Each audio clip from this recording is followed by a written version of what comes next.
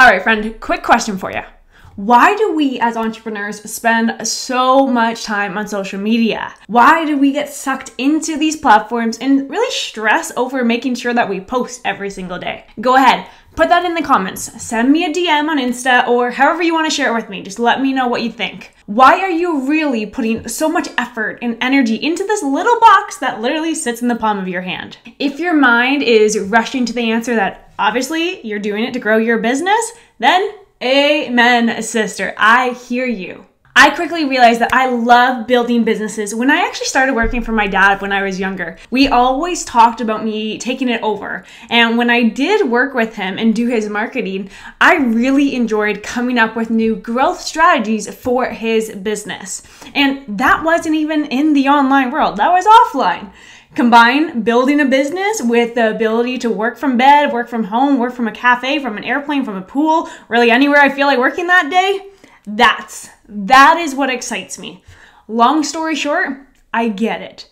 I get that we want to grow and continue to grow. As entrepreneurs, that's really what we do.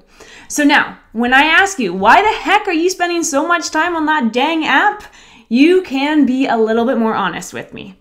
It's not because you enjoy it, because you love talking about yourself and your business. It's because at the end of the day, you want to grow. You want to achieve more. And social media, that's our outlet. That's how we press go in the online world. So I get it, friend, which is why this episode is all about how to actually make you stand out on social media. That way you can grow even quicker. You can get more of those views, those likes and shares, and all those comments and DMs coming in that you envy of other accounts. So do me a favor, implement what I'm about to share with you, okay? You'll see a boost in engagement, I promise you.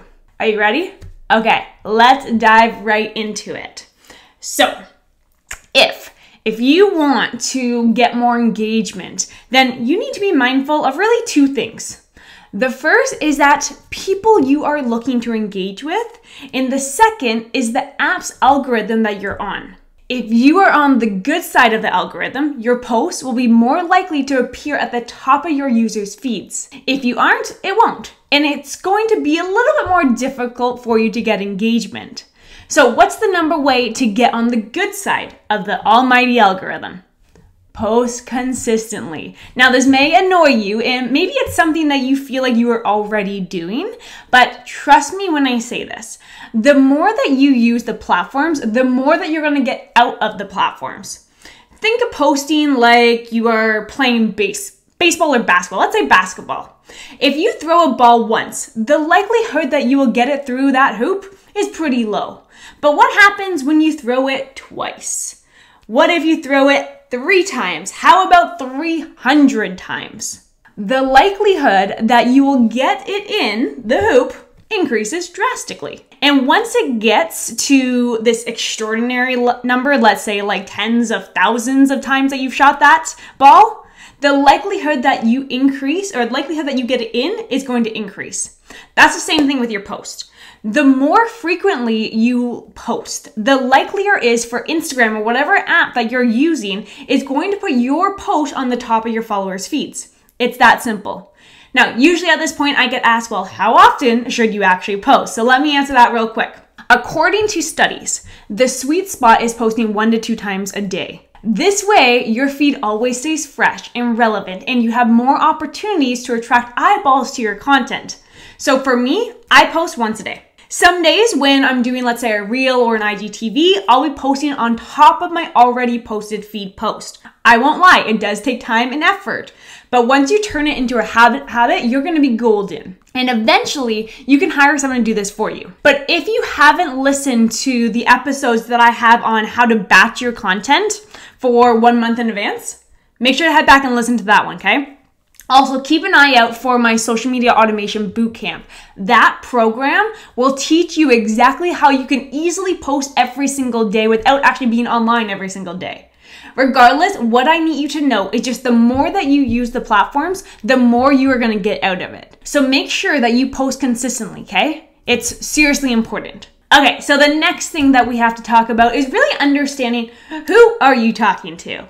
I talk about this one a lot. I literally feel like I've been on repeat, but it's because it is so important. So let's take that basketball analogy I used to show you why it's important to post consistently a little bit further, okay? So imagine that you're in a dark room and you're handed a basketball and you're told that there's a hoop somewhere in the room and you should keep throwing that ball until you get it. How many tries do you think it would take for you to get that shot in? 1,000? 10,000? 100,000? What would it be? It doesn't really matter. But your chances of getting that ball into that hoop, it's pretty low. Now, imagine that someone turns the light on and all of a sudden things are clear. You know where that hoop is and you can actually aim for it. Even if your technique isn't all that great, consistently aiming at that basketball hoop that you can see will guarantee at least a few perfect shots. That's exactly why you need to know who your audience is. You need to know what you are aiming for to aim correctly. You need to know really who you're talking to, even to know what to say. The thing is, there are always going to be certain types of content that your audience wants to engage with and some that they don't want to engage with. It's not because that post isn't effective. More times than not, really, it's because they simply just don't care about that particular post.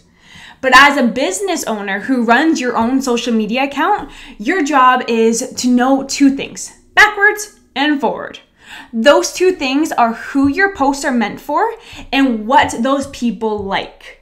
If you don't know who they are and what they like, you won't know what kind of post that will attract them. And you'll either end up with low engagement on your posts or you'll be engaging with the wrong people who won't actually turn into clients or customers eventually. So if you don't know who your audience is, like they are your best friend, you will struggle to build connections online. So let me give you an example. The kind of language, the tone, and the content that a company sells mechanical tools uses will be very different from a company who uses or sells cakes, let's say.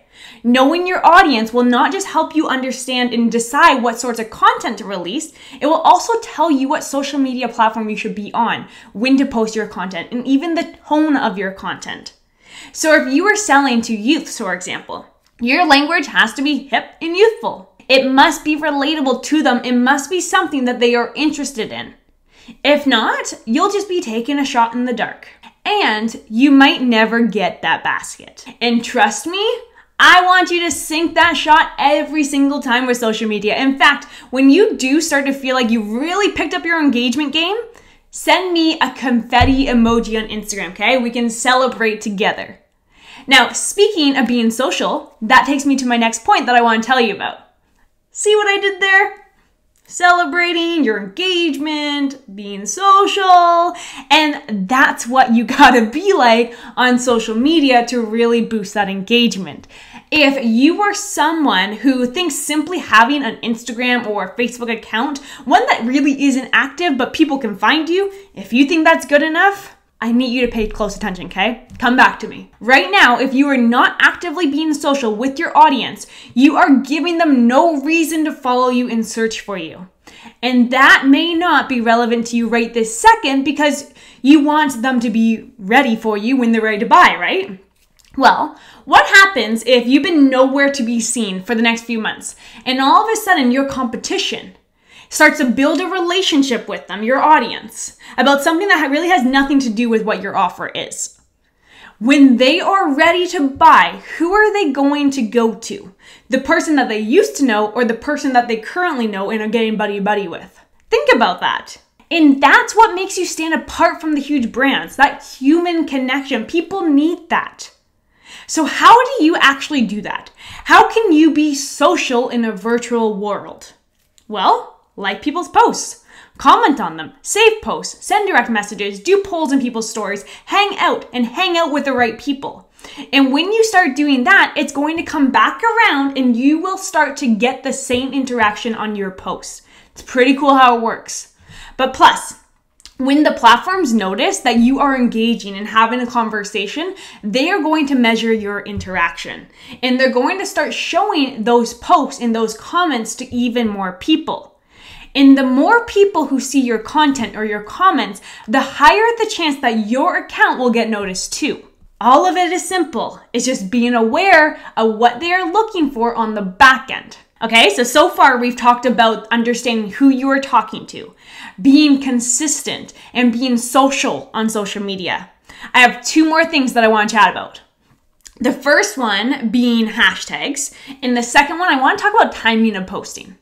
So if you have ever seen a post performing well, despite coming from a relatively small account, I want you to check out their hashtag game. I bet you'll notice it's pretty thought out. So if you want more people to notice your account for free, I want you to play with hashtags. And no, I don't mean you should choose generic hashtags like family or Easter, let's say. Sure, yes, those hashtags are popular, but using them also means that you're competing with thousands of other popular accounts who are also using those main hashtags. So if you want to stand out, you've got to make sure that your hashtags stand out too. That's why it's not just important that you use hashtags, you have to use the right ones. So instead of using generic hashtags, I would suggest that you use a mix of trending and industry-specific hashtags that you think best connects with your dream client. What are they searching? And how do you know what hashtag works best? Let's talk about that for a sec, because that's relatively easy. You draw up a list of hashtags that you might think would work for you, and then research each one. Look at the sort of content each tag contains, and look at the numbers that post that trend beneath them do, okay? Are the numbers mediocre, or are they fantastic? Is that the sort of content that you like to push out? These are all questions that you need to answer if you're going to get anywhere with your hashtags. Now, it is also important that you test the number of tags that you're using on your post. So Instagram does put a cap of 30 hashtags, but that may not be the right choice for you, okay? I need you to know that. My suggestion is to start with 11 hashtags that are relevant to your post and your audience. Post using that bundle, review the results in your insights, and then the next post, either add in another 1 or 2 and then test. One trick that can help you decide the correct number of hashtags is to use for your post is to really look through the posts of your competitors that are really doing good and come up with an average place to start. But ideally, it's around that 11 mark. And lastly, make sure that the hashtags that you are using are actually real, okay? Make sure that you research them correctly. If not, you could end up in a pretty embarrassing situation or just something that's not actually gonna work for your business. And okay, so the last one I want to talk about is actually the times of postings. If you want your audience to engage with your post, you've got to make sure that these posts get online at the right time. People are not on social media all the time. So if you want to increase the chances of your audience seeing your post, you've got to make sure that it arrives online at the time that they are online. Now, it's pretty tricky to decide what the right time is since millions of people are on at any given moment. And you could be really talking to people all over the world if you wanted to, but one suggestion is to focus on that one dream client of yours. And based on when they are most likely active, start there. Another option is to use programs like I use called Later, or a social media management platform that tracks your audience's engagement performance. What it's gonna do is actually tell you the exact time when you should post on what days. So for my audience, the best time to post is around 6 a.m. Think about it. What's the first thing that you do in the morning? You wake up, you're reaching for your phone. But most businesses post starting at 9 a.m. because that's when their typical work hours are. You don't have to do that. You do not have to be that typical person. You can actually get ahead at the 9 to 5 club.